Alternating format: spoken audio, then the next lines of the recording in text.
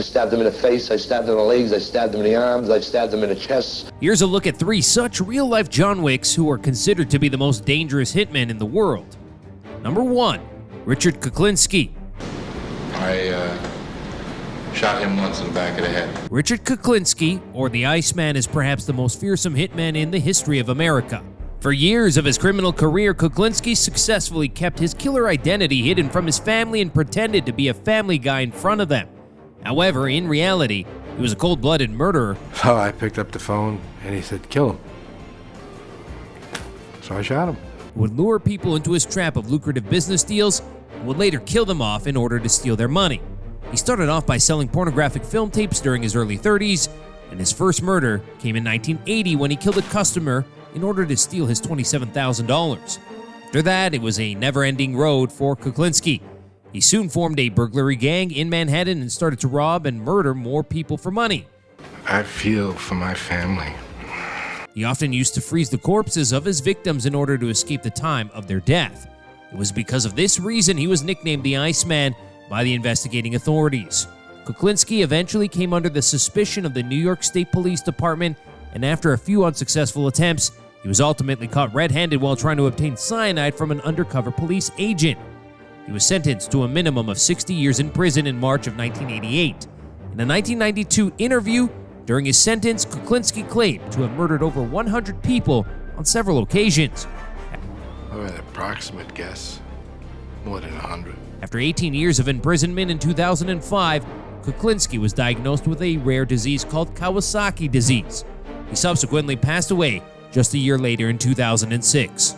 Number 2, Harry Allman. When Harry Allman came to knock on your door, they were afraid. Being born to an Italian mother and a Mexican father who was himself involved in the Chicago crime scene, Harry Allman grew up to become one of the most dangerous mobsters in the city. Harry Allman rolls down the window and says, "Hey, Billy." He was shot, he was down, he was dead. He acquired the nickname Harry the Hook after gaining popularity for his hard left hook during boxing. Harry's father and uncles were involved in narcotics trafficking in Chicago, and not to anyone's surprise, he followed in their footsteps as well. Throughout the 60s, Harry was arrested and charged with all kinds of crimes including assault, robbery, illegal gambling, grand theft auto, and even aggravated kidnapping. Well, some people considered the mob in those days as virtually untouchable. He then went on to become a powerful enforcer for the infamous Chicago outfit during the 1970s. He was responsible for collecting the street tax for the syndicate and used to force on those who would refuse to pay. As per the record, Harry murdered 13 people in Chicago between 1971 and 1976.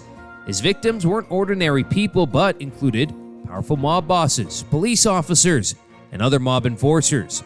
Allman's arrest for the murder of William Logan and trial is also quite an interesting story. He was acquitted of the murder after his trial, but was then retried as the first trial was declared corrupt. Harry's second trial earned him a conviction and 13 years imprisonment in 1993. You have an eyewitness that identified the trigger man as the shooter, and they acquitted him anyway. Incredible.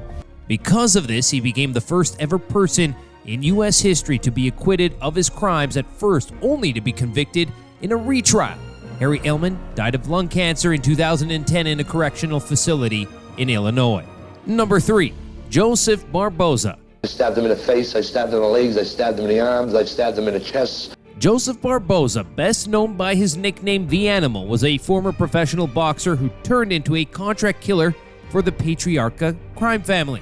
Maybe I was wrong in the way that I did it, as far as excess violence that I did it, but still they said that they deserved it. Barboza killed around 26 people and injured several others during his criminal career as a hitman. He was considered a vicious killer who once chewed off one of his victims' cheeks. Not to mention, he was arrested multiple times for being involved in street fights and small crimes during his teenage years. Barboza's reputation as a loan shark and insane hitman was quite evident.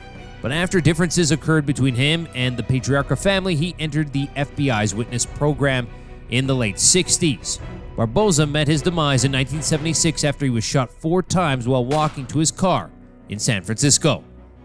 That was it from today's episode of The World's Most Dangerous Hitmen. We'll be back with another exciting episode, but until then, goodbye.